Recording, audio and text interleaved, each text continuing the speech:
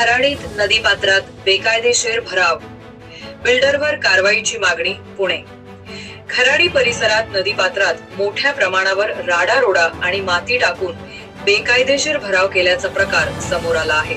हा प्रकार स्थानिक नागरिक प्रभा करपे यांनी चित्रित करून प्रशासनाचे लक्ष वेधले आहे. व्हिडिओमध्ये दिसते विठ्ठल नगर खराडी येथील सेपियन स्कूल ऑफ लर्निंगच्या मागे पोकलेन मशीनद्वारे नदीकाठचा राडारोडा व माती नदीपात्रात ढकलली जात आहे. नागरिकाची मागणी.